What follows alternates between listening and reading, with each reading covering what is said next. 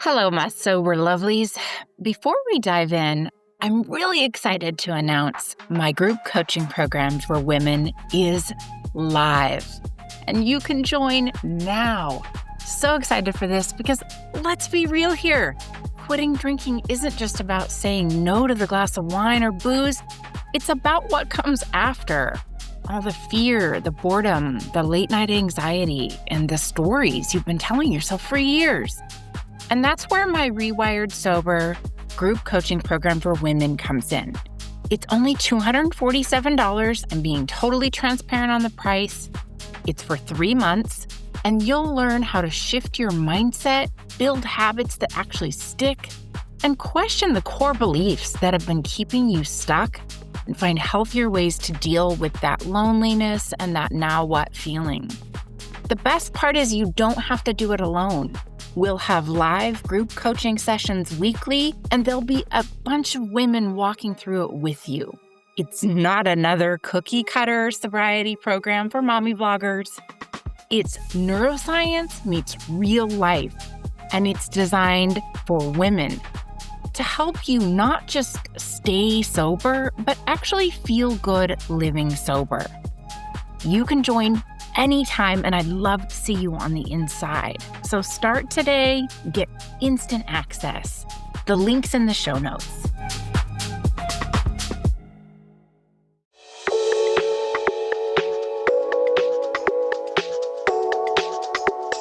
Welcome to Rewired Sober, the podcast where we unpack what it really takes to rewire your brain after alcohol. Hi, I'm your host, Kate Vitella, a registered nurse, board certified in mental health and addiction, sober since 2018, and a coach who blends neuroscience, lived experience, and real talk to help women break the shame spiral and rebuild their thinking with tools like journaling, humor, and honest conversation. This isn't surface level sobriety. This is where the healing gets deep, grounded, and unapologetically honest. So let's get into it.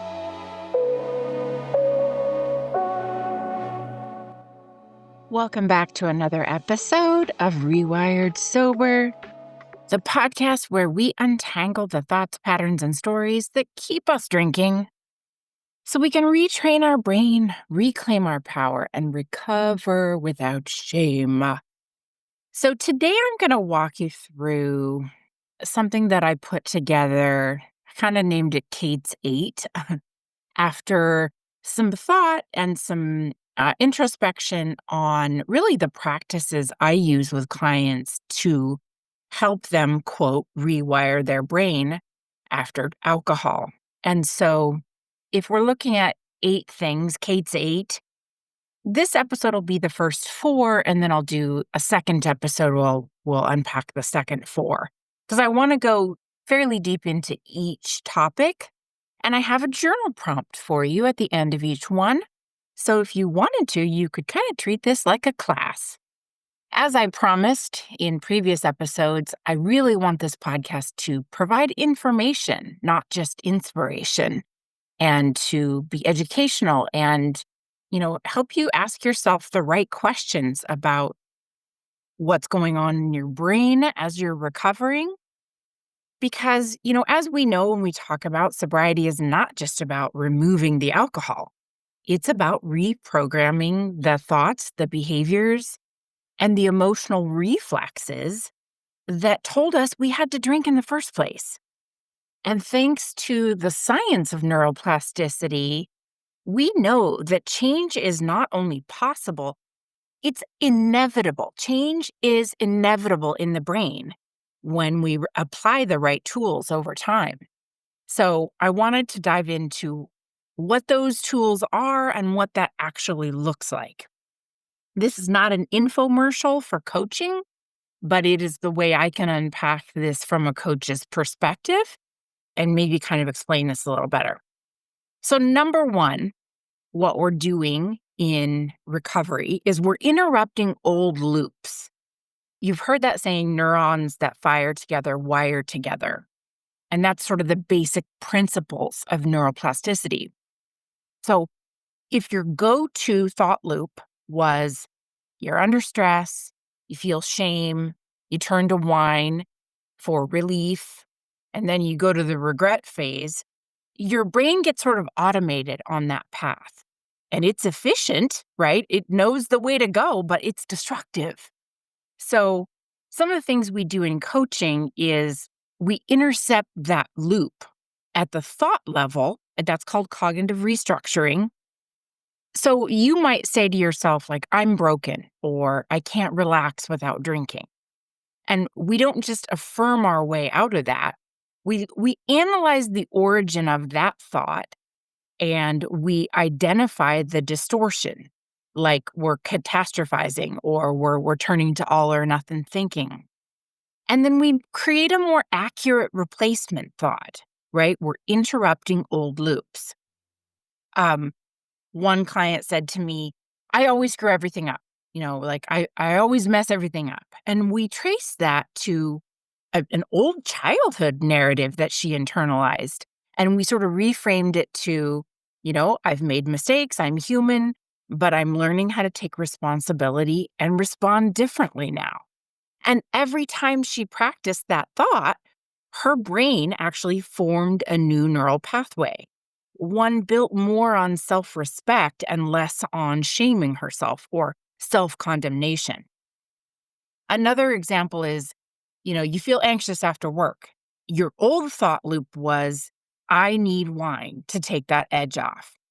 And instead of acting automatically, you pause and you ask yourself, like, what am I really feeling here?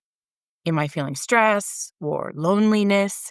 And then you choose a different response. Like, you're going to phone a friend, you're going to go for a walk, you're going to take a nap.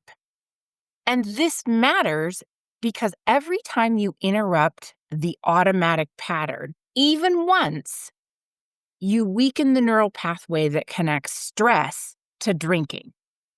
So, this is how you sort of retrain your brain to look for new forms of relief instead of alcohol. And this happens after repetition.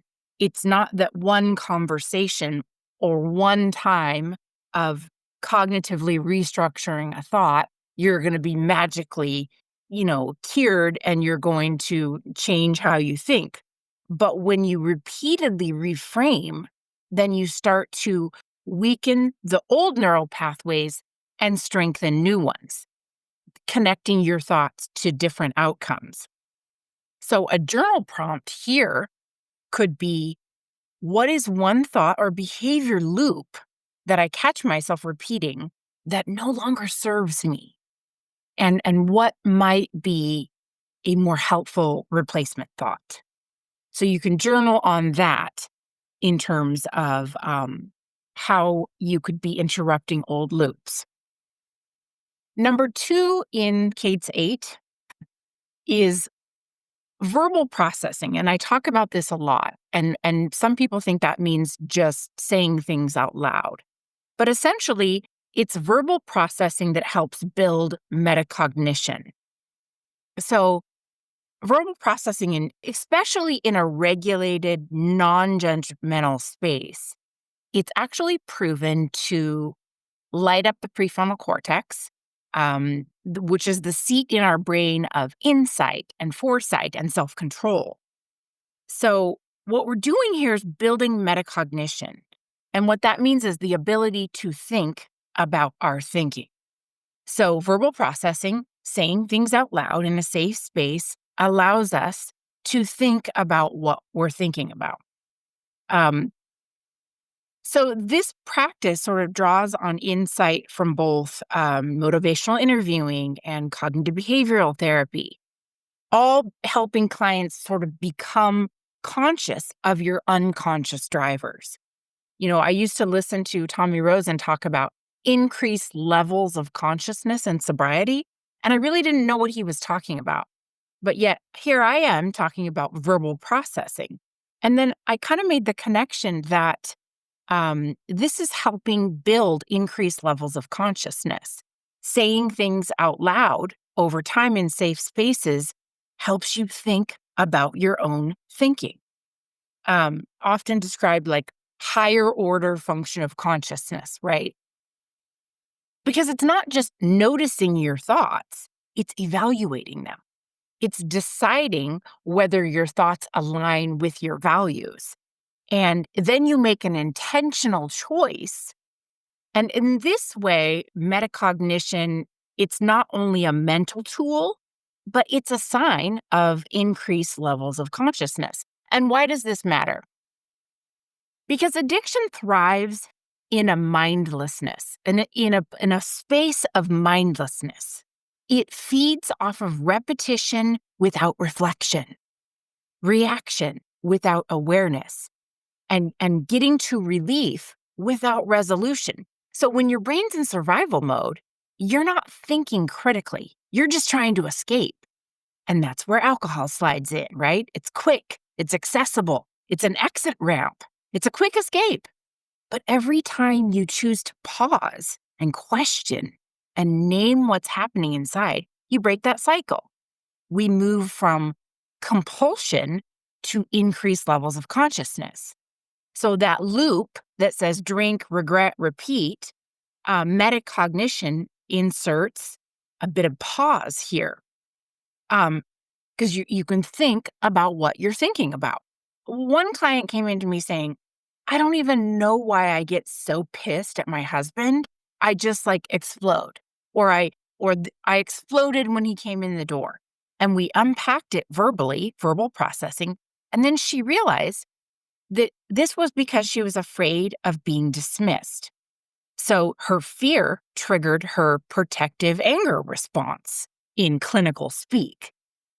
So when my client could name it, she could choose a different response next time, which lends to another topic of emotional literacy, right? Being able to name what you're feeling. But sticking with verbal processing and metacognition, going through things out loud gives your thoughts a form of dimension. You hear them, you examine them, and then crucially, and especially with a coach who's going to call you out on it, you decide if those thoughts are worth keeping. And here's a little bit of a deeper layer. Metacognition is linked to increased levels of self-efficacy because when you start to realize that you can influence your own outcomes, you have a little bit of power over your own thinking. You can build a sense of self-agency. This is where confidence begins. I've seen that when clients start recognizing their own patterns and choosing in real time different thoughts and watching those choices lend to better outcomes, then I see their sense of personal power increase. I literally see clients becoming more confident in between each session. And again, just like everything else, it builds on itself. It's not one session and everything's different. It's repetition of this consistency. And I'll start to see clients show up a bit more confident. They sit up a little bit straighter. They're owning their decisions a bit more and happily reporting that the outcome was a little bit different this time. So it's not just healing, it's like brain change in action. And I feel so lucky I get to see it. Over time, metacognition helps us create a sense of identity that's built on agency. It's built on a sense of power. It's not built on helplessness. So that's when I notice that sobriety stops feeling like a punishment. That's when a shift occurs. And people will start saying it starts to feel like freedom because we don't feel as helpless anymore. And it stops feeling like a punishment. It stops feeling like what I'm losing, what's being taken away. And it starts feeling like freedom. You hear your own thoughts, you examine them, and you crucially decide, is this thought worth keeping? Sort of like the work of Byron Katie, is this true? Is this thought true? And is it even worth keeping around? Is it serving me in any way? And if it's not, We gonna let that shit go. So, one last example is I just saw a client recently who said, I don't even know why I drank last Friday. I don't even know why.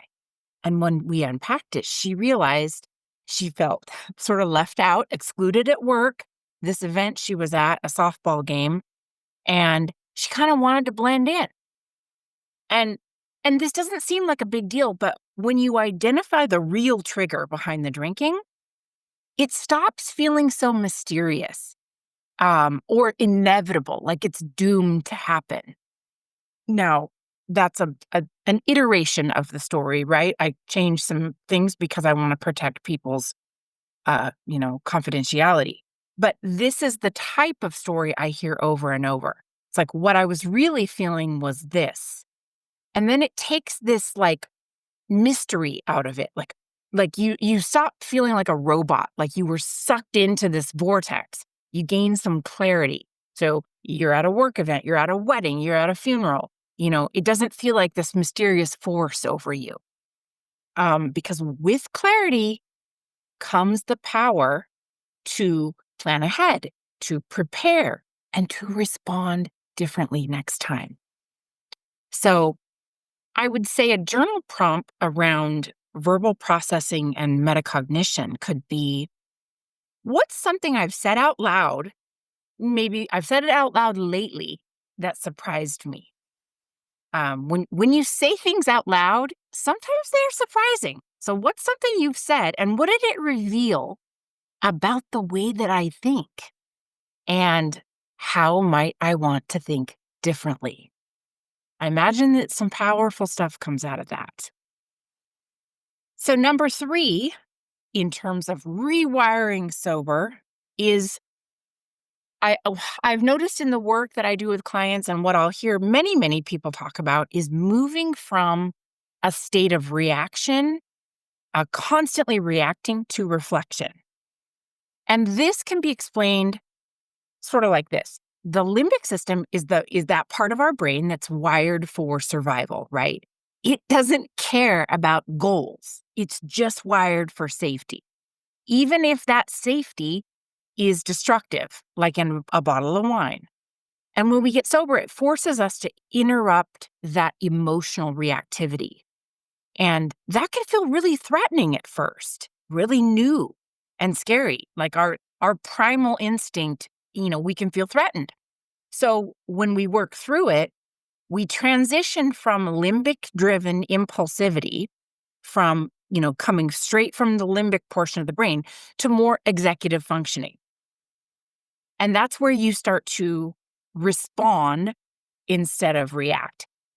Example might be like you feel super overwhelmed, and in the past you'd scream or you'd shut down or you'd drink. And now with some time in sobriety, you recognize the overwhelm when it hits you. Like, whoa, okay, you name it. You regulate your body with whatever it is you're using to regulate your nervous system, your breath. You take a nap, you do some movement, you go for a walk, call a friend, and you choose how you want to respond. So it's not just coping, it's sort of neural repatterning in real time. Another example is like, before you got sober, someone makes a gnarly passive aggressive comment and you drink, you immediately react. But when you're in recovery, you still feel the sting of someone doing that to you, but you pause and you notice you're moving from reaction to reflection. I felt really dismissed, and that was really shitty. And use your tools, you journal, you call a friend, you call your coach, you take a nap, you do whatever. And this matters because reflection puts a space between feeling and reaction. And that space is where you reclaim choice. You have a choice here. You have some power instead of operating on autopilot. So you'll hear a lot of people in recovery say, one thing I've noticed is I'm less reactive. And that was one of the first things I started to notice as I had some sober time, is that little things wouldn't immediately trigger me to to react. Like someone flips me off in traffic or my boss says something to me. I don't automatically go to, ripping them a new one in my head. I have a moment there to pause. So a good journal prompt would be like, when was the last time I reacted instead of responded? And what was underneath that reaction? And how could I approach it differently next time? So we're going to move on to number 4. Last but not least, and I hope you're still with me here on this as we're going through all these pretty fast. Number 4 is near and dear to my heart because this I find can only be done with another human, and this is what I feel I'm super good at in terms of working with clients. And essentially, it's relational safety. And neuroscience says that relational safety, feeling safe around another human, right? It actually supports neural repair. So, our brain's default wiring is relational. We are built for connection.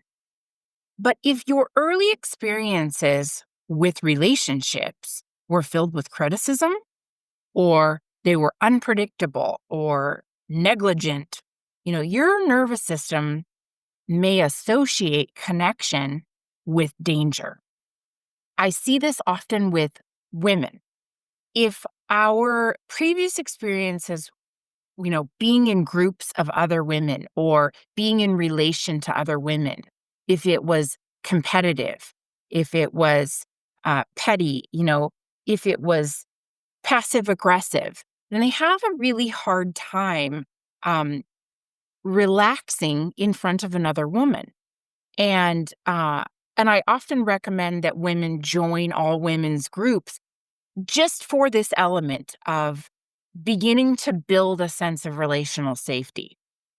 Not only do we create that in a coaching space, but you can also create this in any safe space where you are working with other people. That's another huge reason why it's so important to maintain your sobriety with a sense of connection, right? Get sober with other people. They always tell you not to do it alone, and this is a huge reason why. Um, when you're in a place where you can tell the truth, you can be seen, you can be messy, you can be honest, you can be vulnerable, and you're not going to be rejected. It helps to support that feeling of safetiness. It helps your nervous system to associate connection with healing. And the way that it works in the brain is it actually helps regulate your amygdala. That's your brain's like fear center. And it helps you to build trust that's new in safe connections and, new relationships. And I've seen this so many times. One client, after working with her for like 6 months, she finally started to cry in sessions. And she goes, I don't even cry in front of my husband, but I've cried here like 3 weeks in a row. And that's not some kind of clinical regression. It's actually repair. And that's her nervous system trusting that it can feel safe again. And I'll tell you, as a coach, there is no greater honor than building that container of relational safety and knowing that someone can trust you.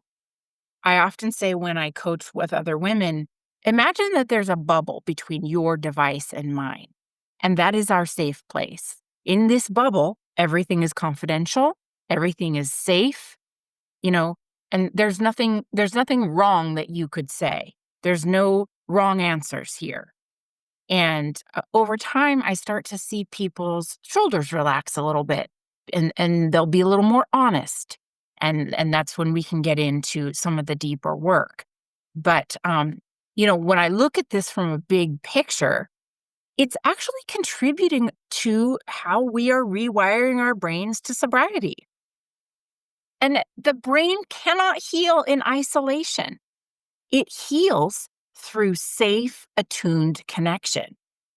Um, and I hear this a lot in recovery circles where we all feel safe. Like maybe someone's never admitted out loud how ashamed they are about drinking in front of their children, you know? Um, and you get to finally say it in a safe space, whether it's in a coaching container or a sobriety group. And instead of getting judgment, you get understanding and you get to build safety around that. And this matters because the nervous system only starts to heal in an environment of safety. When you're met with compassion, when you're met with other women understanding you, other people saying, me too, I've been there, I see you, I love you anyway, your brain learns that it's okay to tell the truth. And that reduces shame. And, as we know, shame is one of the biggest drivers in relapse. So I feel like it is such an honor to work with people because even sometimes I'll notice that, I work with women and they will say that they didn't even feel safe saying some of the things they said to me in a group, in a sober meeting, because there's still a fear that even in sobriety groups, women will judge them, especially when it comes to parenting. And it takes some one-on-one conversation until we can really get to some of those raw and vulnerable areas of our recovery that bring forth a lot of shame. And every time someone is able to trust me with something, a painful memory or something that they've gone through, I feel incredibly honored to be doing this work. So a journal prompt could be like, who in my life feels like a safe place to land and why? Who's in your oikos? Who's in your bubble that feels safe? And what would it feel like to be that safe place for myself? What would it feel like to not live with so much shame and regret and to be able to make myself feel safe? So that is 1 through 4, folks.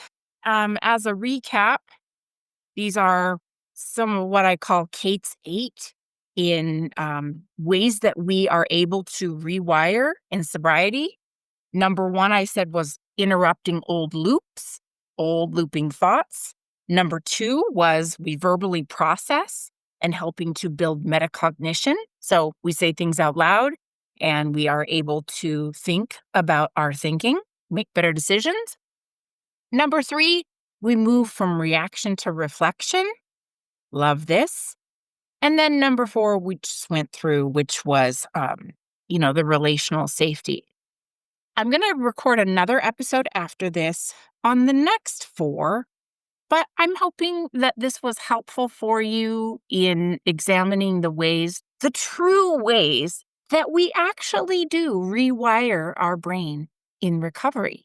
Not just fluffy, abstract terms about neuroplasticity, but this is really the truth of what's happening in our recovery. So I hope that was helpful, and feel free to send me any questions or concerns, comments, and I'd be happy to unpack them with you. So thanks for hanging out with me.